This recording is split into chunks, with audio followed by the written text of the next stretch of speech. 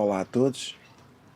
Após um interregno bastante longo, sem trazer novidades ao canal, sem trazer grandes novidades às redes, nomeadamente no que diz respeito a vídeos com conteúdo de partilha relevante, cá estou eu após este período de tempo de ausência para trazer um novo vídeo e também um bocadinho em resposta aos comentários de alguns seguidores que por vezes mencionam que é uma pena eu não partilhar conteúdo deste género com mais regularidade, mas hoje estou cá para falar e vamos falar sobre uma modalidade que me apaixonou nos últimos 5 anos e sobre a qual eu tenho vindo a desenvolver pesquisa e estudo e a praticar, e que eu adoro, como todos sabem, ou aqueles que não sabem, faz-se de barco à deriva, e é uma modalidade que, a nível de conhecimento, não desfazendo das outras todas, mas esta em particular, sobre a qual eu estou a falar, é uma modalidade que requer muita pesquisa, muito treino, muito entendimento, porque bate em diversos temas em que todos eles precisam de ser dominados. E pronto, é sobre isso que eu vou falar hoje, nomeadamente sobre gigs. Hoje vou falar sobre os gigs. Aproveito já desde o início para dizer que quero mandar um grande abraço ao meu mentor, que é o Luís Ramos, aquele que tem sido desde que eu iniciei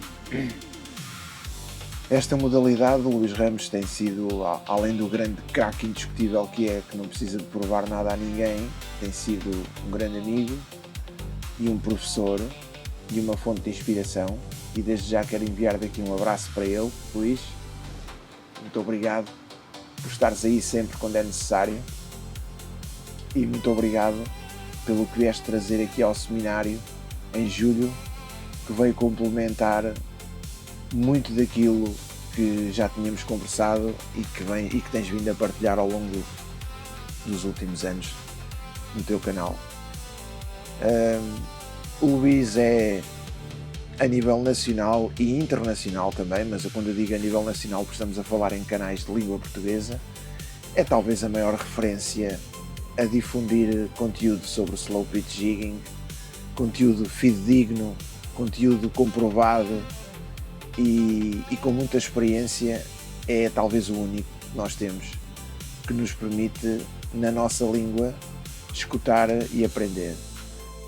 Posto isto, quem me conhece sabe que eu sou uma pessoa que gosto de estar na vida de uma forma autodidata, dentro daquilo que é possível, e gosto de comunicar à minha maneira e de trazer as coisas para partilhar com as pessoas de acordo com aquilo que é o meu entendimento ou com a experiência que eu tenho vindo a ganhar ao longo do tempo.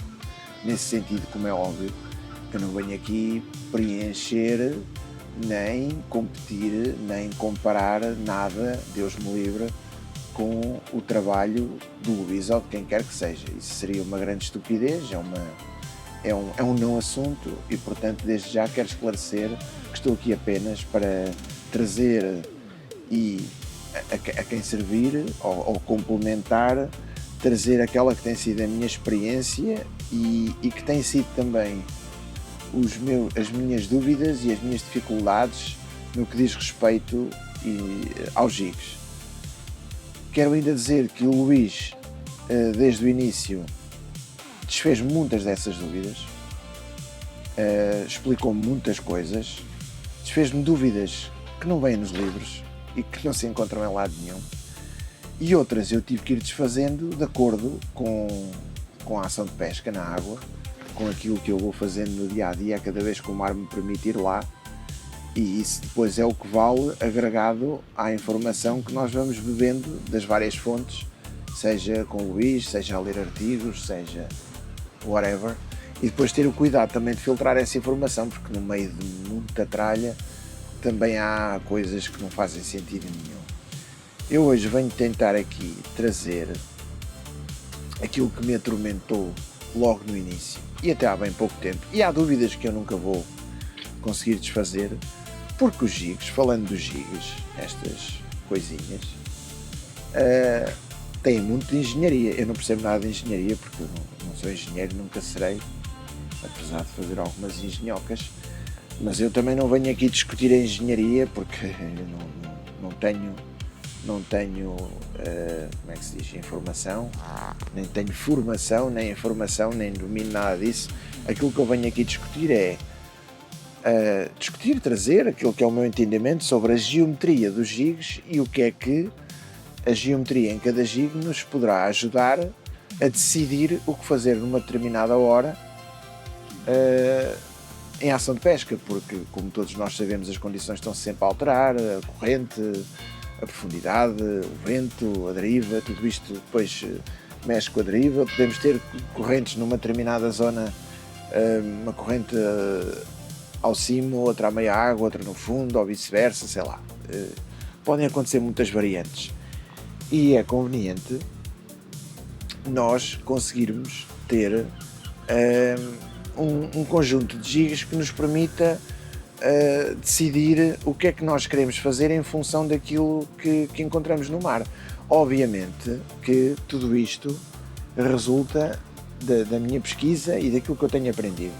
Por acaso, estou-me a lembrar que há um vídeo do Luís onde ele fala sobre isto. Eu depois vou deixar aqui o link desse vídeo do canal do Luís Ramos, onde ele fala precisamente sobre a necessidade de nós conseguirmos, em vez de abrirmos a caixa dos gigs e tentarmos perceber, a olhar para os gigs, qual vai ser a nossa solução, ele diz que é o oposto, e com toda a razão, em que nós temos que olhar para as condições que temos e tentar recorrer àquilo que é a nossa experiência e tentar, naquele momento, trocar para um gig que vá de acordo àquilo que o mar e que as condições nos estão a pedir da hora, e não olhar para uma caixa de gigs e tentar olhar para os gigs que eles nos respondam à nossa dúvida para aquele momento. Isto eu estou a citar mais ou menos as palavras ditas por Luís nesse vídeo, que eu aconselho que vejam, que eu vou deixar aqui para partilhar com todos. No entanto, eu hoje venho aqui a falar sobre aquilo que eu vos expliquei no início, que é desmistificar as dúvidas sobre a geometria dos gigs e como organizar as nossas ideias sobre os gigs e poder então decidir sobre o que é que comprar na hora de comprar e o que é que usar na hora de usar. Para isso, eu dividi alguns dos meus gigs em 3 grupos. Eu vou falar sobre cada grupo e dentro de cada grupo a geometria de cada gig. Eu vou dividir os grupos então em longos e semilongos, intermédios ou regulares e depois os wide ou os largos ou gordos, como queiram chamar. Depois quero ainda explicar-vos que na nossa mente é muito mais fácil nós conseguirmos ter uma organização, até mesmo por uma questão de não só da arrumação, mas para ser mais fácil nós, na hora de escolher um gig, percebermos a qual das bolsas é que vamos. Se nós tivermos os gigs guardados, por exemplo, por formas ou por geometrias ou por... não queria tanto dizer por geometrias, mas portanto nós tivermos os gigs longos de um lado, médios do outro e largos do outro. Isso vai nos ajudar rapidamente a decidir e a ir à bolsa certa, vai-nos logo eliminar uma data de tralha de gigs que nada tem a ver com aquela situação. Em vez de estarmos a olhar se calhar para 10 ou 15 gigs, vamos olhar para 5 ou 4 ou 6. Não faz sentido, por exemplo, se me perguntarem, então, mas porquê é que não arrumas os gigs por peso? Por exemplo, gigs de 150, gigs de 200 gramas, gigs... Não faz sentido, porque reparem, eu posso ter, isto é um gig de 150 gramas, e isto também é um gig de 150 gramas. Portanto, não fará sentido pôr estes 2 gigs na mesma categoria ou na mesma bolsa, apesar de terem o mesmo peso, porque são gigs para situações completamente diferentes. E é nesse sentido que eu a partir de agora vou desenvolver então a minha apresentação. Vamos então falar sobre gigs. Eu quero já advertir que não vou falar sobre marcas, nem sobre modelos, nem sobre preferências, porque eu não me interessa falar sobre isso, porque as minhas preferências estão espelhadas naquilo que se passa sempre em ação de pesca naquele momento. Portanto, o que é verdade agora, daqui a pouco é mentira. Nem tão pouco vou falar de cores, porque o assunto das cores já está há vários anos discutido, existe muita informação online, mesmo do tempo do spinning, embora seja uma pesca completamente diferente, com profundidades diferentes por aí fora, mas o conceito não deixa de ser o mesmo, o que acontece às cores em função da profundidade e da refração da luz. Não vou falar sobre isso. Vamos então, por exemplo, pegando aqui neste jig, se repararmos, ele aparentemente é um jig simétrico. Temos aqui um ângulo que divide este flanco esquerdo em duas faces, como um diamante, e se eu virar ao contrário, igual. Ele também divide este flanco em duas faces. É um jig que, devido ao corte, devido a este ângulo, é um jig que poderá ser mais agressivo, corta a água com mais intensidade e depois, ao cair, em questões de borboletear, vai emitir estes reflexos como um diamante. Estão a ver? E o que é que provoca toda estes movimentos erráticos? É precisamente aquilo que eu vos tinha dito no início, é que parece que ele é simétrico, só que não. Eu não sei se conseguem ter a percepção aqui. Reparem que ele, deste lado, é mais bujudo do que deste. O ângulo deste lado tem uma protuberância maior para este lado. Eu não sei se é perceptível no vídeo. Perceber que o centro de gravidade está distribuído ao longo do flanco mais para este lado do que para este lado. E portanto isto vai provocar, reparem como o centro de gravidade está deste lado. Aqui. Este ângulo é muito mais saliente do que deste lado. Isto vai provocar ao jig na água, esta face mais bujuda vai ter tendência a focinhar, digamos-lhe assim, a borboletear para baixo, e vai fazer com que o jig tenha movimentos erráticos, flashes e por aí fora. Foi um assunto que o Luís falou sobre ele no seminário e já tínhamos falado pessoalmente. Jigs desta natureza, muito angulados, são jigs que têm comportamentos mais agressivos na água e também mais agressivos do ponto de vista dos flashes e da refração da luz, do holográfico, vá. E isso, para dias de peixe mais manhoso, não são as melhores escolhas. Poderão ser melhores escolhas para dias de peixe mais ativo, por exemplo. Mas isto é como eu digo, não são certezas absolutas, porque a pesca de vez em quando prega nas partidas, cada dia é um dia, cada caso é um caso, e só em ação de pesca é que nós podemos tirar as conclusões que necessitamos para chegar a determinadas certezas, que quase nunca nada é uma certeza. Mas por aqui já podemos ter uma ideia do que fazer na altura de escolher cada jig. O próximo jig do grupo, eu trouxe aqui este, é um jig que, se repararem, deste lado é angulado, divide este flanco em duas faces, mas deste lado já é plano. E depois, atenção que, se esta aba plana fosse mais larga, já fazia com que o jig travasse de uma forma diferente. Se imaginarmos isto como a asa de um avião, não é? Se esta asa fosse mais larga ou mais estreita, vai fazer com que o jig tenha um movimento diferente na água, vai travar diferente, vai deslizar diferente. E depois, o centro de gravidade, apesar de estar ao centro, no flanco do jig está desviado para este lado. É bujudo para este lado. Este jig vai ter tendência a cair, a afundar por aqui. E depois a ter movimentos erráticos, ok? Não tão agressivo como o anterior, porque o anterior é angulado dos dois lados. Mas, assim. Ok? Pronto. O próximo jig é este.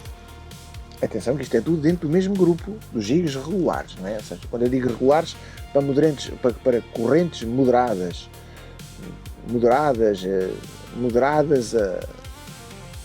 talvez fortes, mas normalmente correntes moderadas.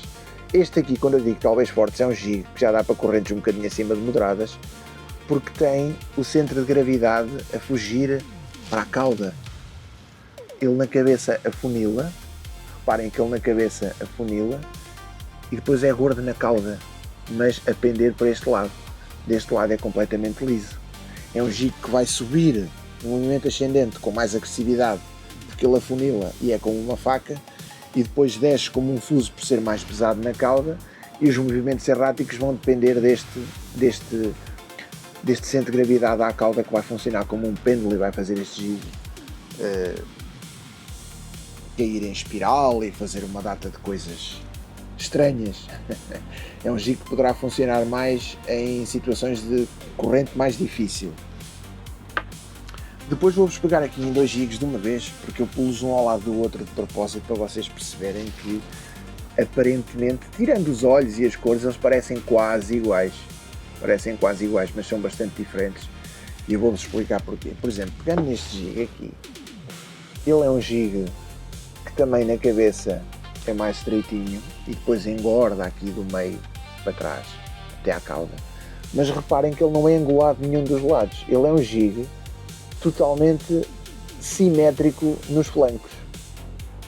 Ele só não é simétrico em questões de distribuição do centro de gravidade, que é desviado para a cauda. É um jig que também vai subir com muita facilidade e agressividade, vai cair como um pêndulo, mas já não vai travar como este, porque este tem a face plana. Fiz-me entender. Quando eu estava a dizer que era parecido com este, não é. Porquê? Porque este, ao passo que este eu vos disse, memorizem, tem o centro de gravidade a fugir para a cauda, afunila na cabeça e é simétrico, este é assimétrico. Porquê? Porque bujudo deste lado, plano deste, e o centro de gravidade foge do centro para a cabeça. Reparem como ele afunila na cauda e engrossa para a cabeça. É um jig que, ao contrário deste, vai ter um movimento ascendente a oferecer mais resistência na água, e ao cair, vai cair de forma errática, porque vai furar a água como uma lâmina e o jig vai cair de forma errática. Este peso atrás funciona como um pêndulo, vai cair primeiro e depois esta parte, como uma faca, também vai fazer os seus movimentos erráticos. Lá está. Isto é tudo muito bonito, a estar aqui a analisar e a pegar na geometria dos jigs e a dizer que vai funcionar assim ao assado, em princípio, porque isso depois depende sempre dos movimentos que imprimimos à cana, da profundidade, de quantas toneladas é que temos de água acima do jig, depois mete a pressão, mete a ação da cana e mete o movimento que a gente imprime. Eu não quero entrar por aí porque nem eu mesmo domino nada disso. Isto é só para vos fazer pensar um bocadinho na verdade por trás da construção dos jigs. Este último do grupo é abaulado de um lado, ele não é angulado. Aqui o efeito da cor é que dá a ideia, a ilusão ótica de que está aqui um ângulo, mas não está cá ângulo nenhum. Isto é completamente liso e abaulado. Deste lado é que o ângulo cá está, reparem, até meio, e depois aqui a lisa. Mas depois afunila do centro para a cabeça. Ele é mais gordo à cauda e mais afunilado à cabeça. Tudo isto provoca os jigs na água com comportamentos diferentes. Este é um exemplo de jigs regulares para correntes intermédias, em que cada um deles irá ter um comportamento na água de acordo se é liso, se é abaulado, se é angulado, se é mais comprido ou mais estreito, por aí fora, ok? Vamos passar ao grupo dos jigs wide, os largos. Aqui nos jigs largos eu tenho aqui algumas armadilhas, porque por isso é que eu vos dizia que nada disto é em todas as ocasiões, nada disto é uma certeza absoluta em que todas as ocasiões vai ser sempre assim. Isto serve como uma medida de organização mental para nós conseguirmos perceber o que fazer em cada situação. E eu já vou explicar porquê. Porque é que dentro de cada situação depois poderá haver ratoeiras. Isto, atenção, é de acordo com aquilo que eu tenho vindo a desenvolver e a aprender neste período, nestes anos, ok? Aqui um jig completamente simétrico de um lado e do outro, largo. Como devem imaginar, este é um jig que vai oferecer bastante resistência na água. É um jig que vai ser de extrema dificuldade, estou a exagerar um bocadinho, vai ser mais difícil no movimento ascendente. No movimento descendente não é diferente porque ele é simétrico, mas é um jig que oferece muita resistência à água. Como devem entender, não será um jig muito aconselhável para correntes fortes ou intermédias. Isto é um jig para usar naqueles dias em que praticamente não corre e nós conseguimos manter o jig na zona quente. É um jig que vai pairar mais, vai borboletear, não vai fazer tantos slides malucos porque não tem os cortes, não é afunilado, portanto é um jig para pouca corrente, ok? Pouquíssima corrente. Depois eu vou-vos buscar aqui outro jig que é para pouca corrente, mas que tem uma característica diferente. Reparem que este jig não é um jig para correntes fortes. Porquê? Porque apesar de ser um bocadinho comprido, é um jig que oferece resistência, é simétrico, portanto é um jig que o facto de ser simétrico não vai provocar uns movimentos muito erráticos, muito imprevisíveis, mas é um jig que pela sua característica afunilada, no movimento ascendente vai ter tendência a dardear com alguma agressividade, portanto será mais agressivo no movimento ascendente e menos agressivo no movimento descendente pela sua capacidade de oferecer resistência à água. Portanto é um jig equilibrado para poucas correntes. Depois vou-vos falar de um jig que eu tinha prometido que não ia falar em preferências, mas este é um jig que eu gosto bastante. Não vou dizer que eu prefiro, mas é um jig que eu gosto pela sua característica, pela forma como está construído. É um jig muito curioso. E então, é este.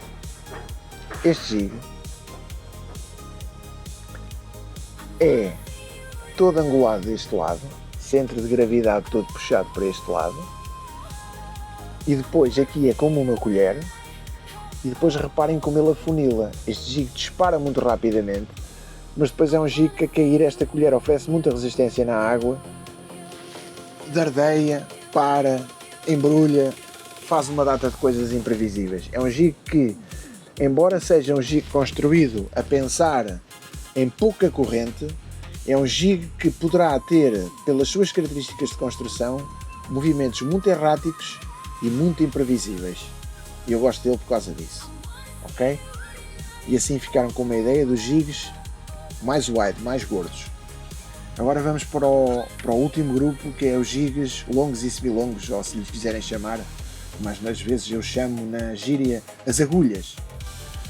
Os jigs longos e semilongos poderão e funcionam bem em situações de maiores correntes. Porquê? Porque são jigs que têm muita facilidade em furar a água, furam a coluna da água como um fuso, com muita facilidade. São jigs que rapidamente atingem a zona quente, o fundo, ou aquilo que nós queiramos, e são jigs que quando se lhes é imprimido o movimento ascendente com a cana, furam, dardeiam muito rapidamente, e são jigs que têm um comportamento bastante agressivo, que podem funcionar, lá está, nas situações de corrente muito forte. Depois vem o mais difícil. O Luís fala muitas vezes sobre isto, que é, então, e num dia em que nós tenhamos a necessidade de pôr um destes jigs agressivos por causa da corrente, mas depois a agressividade do jig não é uma boa apresentação porque o peixe não quer comer. Pois é, esta é uma das muitas lutas que eu tenho com o slow pitch jigging, mas isso faz parte. Cada dia é um dia. Tenho um amigo meu que diz que só há 2 dias de pesca iguais, que é quando um gajo não apanha nada. Pronto, mas este jig, falando, é um jig que, reparem, comprido, é uma agulha que fura a coluna d'água como uma bala, totalmente abaulado de um lado e plano do outro, para planear e provocar o dardeamento. Este aqui é mais comprido, mas se repararem, todo liso e todo angulado de um lado, ok? Eu quero comparar este jig com outro que vou agora tirar a seguir. Também é uma agulha, não é uma agulha num palheiro. Este jig aqui é um jig que é simétrico nos flancos, tanto de um lado como no outro, mas reparem que depois ele afunila na cauda e engrossa para a cabeça. É um jig que, pela sua simetria, poderá funcionar bem em dias de corrente muito forte porque fura a água, vai oferecer mais resistência a subir do que a descer, devido ao facto do centro de gravidade estar mais desviado para a cabeça, mas é um jig que, pela sua simetria, poderá trabalhar muito bem em movimentos mais espiados, em dias em que a corrente esteja muito forte e nós precisemos de ter a necessidade de o fazer trabalhar um bocadinho mais na horizontal. É um jig que, pela sua simetria, nos facilitará mais de poder fazer estes movimentos mais horizontais em dias mais difíceis. Este aqui já terá, esses movimentos horizontais já será mais difícil porque ele é angulado de um lado e liso do outro, e esses movimentos horizontais à partida já não sairão com tanto equilíbrio como com o jig destes, que foi concebido exatamente para esse tipo de situações, ok? Depois temos este, que é um jig também agulha, não é? Na classe dos jigs agulhas para correntes fortes, todo liso de um lado, abaulado do outro, mas depois daqui para a frente afunila. Reparem que a cabeça parece uma lâmina e depois é bujudo mais para a cauda, mas diferente de um lado e do outro. É um jig também que vai furar a água com muita intensidade, mas que vai ter movimentos muito irregulares devido à sua geometria assimétrica, ok? Este jig é um jig também muito interessante, que ele é, como é que eu ia dizer, ele é quase como um cubo. Ele tem 4 lados, 1, 2, 3, 4, é todo simétrico, fura a água, mas depois, como não tem ângulos nem nada, é um jig que paira, quase como uma presa morta ou quase morta, em função sempre, nunca se esqueçam dos movimentos que imprimimos à cana. Portanto, são jigs agulha, todos eles, mas que depois nos podem provocar partidas no sentido de que, em função dos movimentos que nós imprimimos, eles vão ter um comportamento sempre diferente. E aquilo que agora é verdade, daqui a pouco é mentira. Portanto, isto foi o que eu vos queria trazer dentro de cada grupo dos jigs e que possa servir, de uma certa maneira, para vos ajudar a perceber o que comprar, o que usar depois de terem comprado. Porque eu continuo a dizer, eu não sei se vocês sabem, mas os grandes fabricantes de jigs, quando eu falo dos grandes fabricantes, estamos a falar dos japoneses, por exemplo, que são os pioneiros, não é? As grandes marcas, aquelas as mais conceituadas do mercado, têm para cada jig, elas têm normalmente um gráfico que nos explica o que é que o jig faz no movimento ascendente e no movimento descendente. E nós, a partir dali, podemos fazer um exercício mental de perceber o que é que cada jig faz, para o que é que eles foram concebidos e por aí fora. Mas isso depois tudo muda, porque nada nos elementos da natureza, nada é certo, e portanto eu não quero aprofundar muito por aí, porque nem eu próprio domino, como eu disse no início, a geometria e a engenharia. Isto foi mais para servir para vocês conseguirem tirar conclusões e eliminarem fantasmas e fazer a vossa separação dos jigs, quer seja depois de os adquirirem e organizarem no vosso barco, nas vossas carteiras, quer seja no momento de entrar numa loja e perceberem o que é que querem comprar. Porque eu acho que o mercado, de uma forma propositada, além da lógica da geometria que está estudada, que são feitos à mão, que são feitos por pessoas que sabem o que estão a fazer, mas depois também há muita manha de marketing para confundir as pessoas, porque a ideia também é fazer com que os pescadores, que foi o que eu fiz no início, caí em muitas ratoeiras, como eu disse, na dúvida vou levar estes 3 ou 4, e depois, como o Luís diz também nos vídeos dele, às vezes levamos 3 gigs ou 4 gigs que fazem quase todos a mesma coisa. Eu também provavelmente terei aqui gigs que terão comportamentos muito idênticos, e como eu vos disse, eu também fiz erros, eu também comprei coisas, mas isto faz parte da nossa evolução. Olha, espero ter ajudado, espero que de alguma forma este vídeo vos consiga ajudar a ultrapassar essas dificuldades, e um grande abraço, boas proas, e vemo-nos no próximo vídeo.